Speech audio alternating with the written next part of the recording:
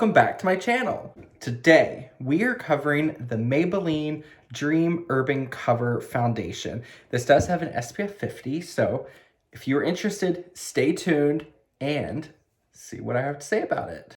Also, I'm wearing a different shirt right now because I, like a silly person, I filmed everything, did my review, talked about all the other products, and I was editing, and I'm like, you don't have an introduction, you don't have a thumbnail. I need those to upload. So yes, I reapplied the makeup. I tried another application technique, which I will talk about later in the video, and it's still a no-go. So find out why. Stay tuned. I've already prepped my skin with my favorite Roche-Posay Anthelios Kids SPF and the Tatcha Kisu Lip Mask. I'm going to be using the Catrice Keep It Matte. Now, most of you know I am not a huge fan of kind of mattifying products. However, for this foundation, this has been one of my favorite kind of like skin preparation products to use with it. Also, I want to point out, you'll notice I don't use a ton. I kind of take a little bit and I spread it out. I don't want anything to spread too much or get too shiny because this foundation, I don't want to give spoilers, but it's a weird one. We're moving on to the star of the show, which is the Maybelline Urban Dream Cover. Shake this really well, really well before you use it. Kind of take a little bit, spread it around my cheek. And it's kind of like a press and move motion. I found this foundation doesn't do well when you try to swipe it. Very inconsistent. And sometimes it likes to blend, sometimes it likes to layer, but not all the time. It has been a while since I've used a foundation where it has thrown me off this much. And I had to completely change my approach to foundation. My first few days testing this were rough. Very, very rough. Because like, first day, I didn't use any type of primer and I want to articulate. The first day, it didn't look nice and it didn't wear well. So going into day 2, I used the e.l.f. Putty primer. With this foundation, I did not like the Putty primer at all. General rule of thumb is when you kind of let products sit, they dry down, and as they dry down, you'll get a little bit more coverage. With this foundation being a little bit trickier to build, I like to kind of spread, let it set, and get my coverage that way. Looking really good so far. It's not looked this good all week. Let me check in my mirror. So I do notice kind of like right here between my eyebrows, forehead, sides and nose, it very much looks like makeup sitting on top of my skin. However, from conversation length and like the mirror, the camera, it looks really nice. You can kind of see how it looks.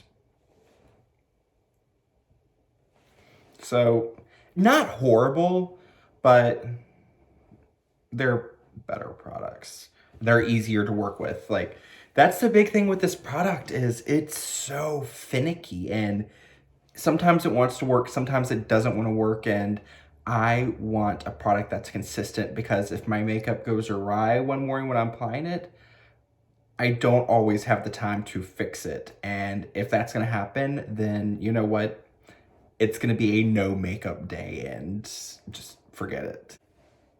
Okay, I'm back. The rest of the makeup is on and that took a lot longer.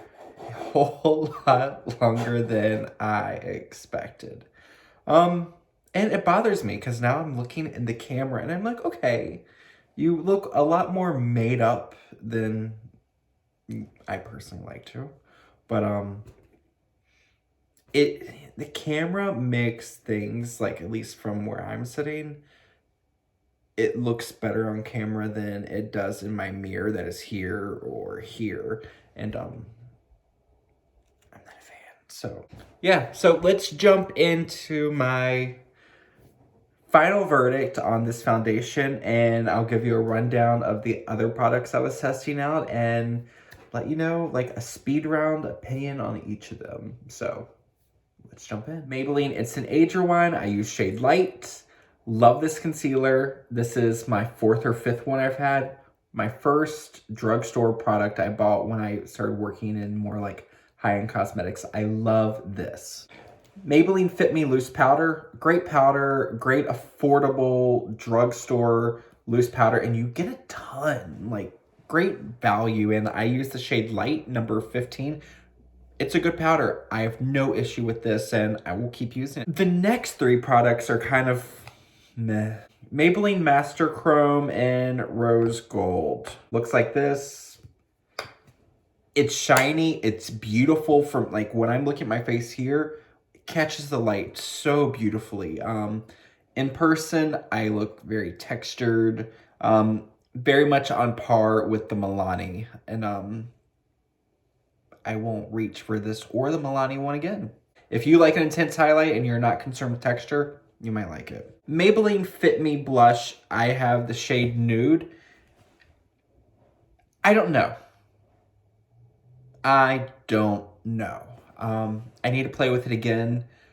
Right now, it's pretty, but I see so much texture on my face. And I don't know, because this does have a shine to it. It's got almost like a blue-purple shift in the product, and it's like a mauve-y nude pink kind of color. So I need to play with this again. I want to try it with a different foundation, different highlight, to see if the texture I'm seeing and not liking is from this blush or one of the other products. So no strong opinion yet, other than the color is pretty. I have the Maybelline City Bronzer. I have shade 100. Not bad. Not bad. It's a little, for my face that is more pink, it's a little warm. My ears, I don't know why, just my ear, this looks orange, like straight up orange when I put it over my ear. My neck, it's perfect. Like, my neck is more neutral and yellow than my face or my ears. This color is perfect. If you have more of a neutral to warm yellow golden skin tone, you might really like this.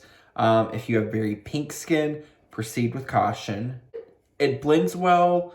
It's not too powdery. It's nice. So if you don't mind a more warm orangey bronzer, it's nice. I mean, I'll use it. Maybelline Color Sensation Lip Liner in 110 Purely Nude. Nice, on my lip though, my lips, as you've seen, they have a lot of a pinky red undertone.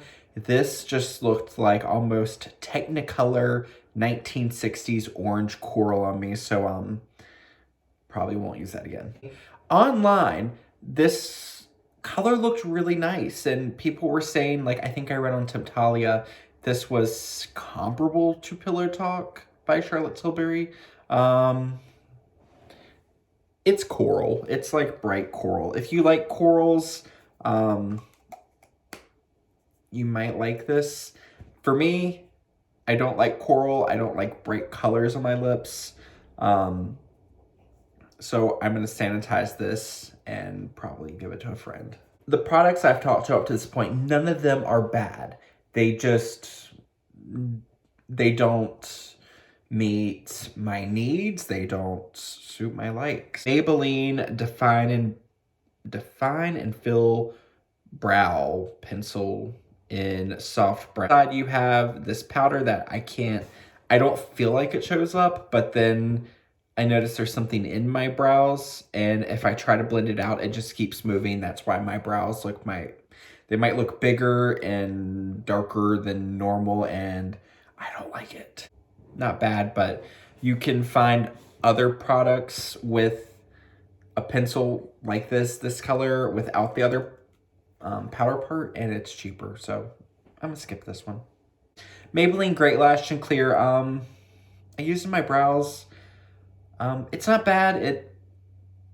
It gives a little bit of hold, so if your brows aren't quite as unruly as mine are, you might like this. Or if you want mascara that doesn't have a color, you might like this. I don't know. I've had it in my collection on and off for years. I have nothing bad to say. It's nice, but it's not groundbreaking. It's nice. Oh, it's future Zack yet again. Um, we're celebrating Lunar New Year tonight, and I realized I forgot to take a thumbnail and I forgot to film an intro. So I put makeup on again. This time I tried a different application. So with it being night, I do not have sunscreen on. So I only have moisturizer, and I use the Catrice primer again.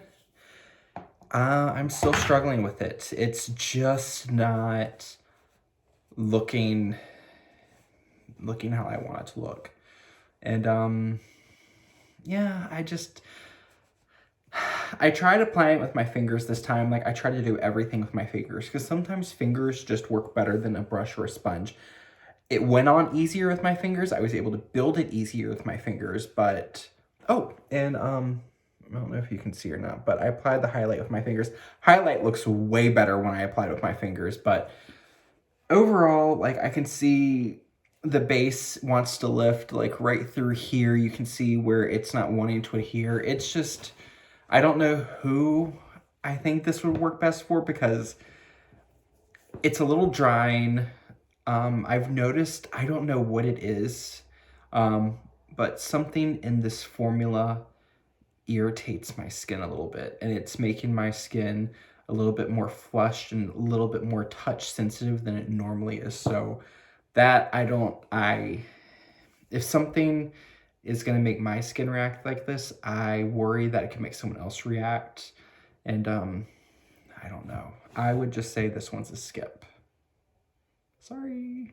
I will have more detailed reviews of all the products I used today, my full wear test, and my daily notes for each primer, without primer. I will leave all of that information linked down below in the accompanying blog post. So thank you. This is gonna be a lot chattier than I anticipated it to be, but I needed to articulate my thoughts, and I did not do that very well. So you can get all of my rambly answers in this video. So thanks for your time. Thank you for your continued support, and stay tuned, because I've got a lot more fun stuff coming.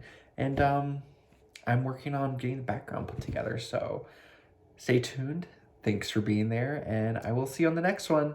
Bye.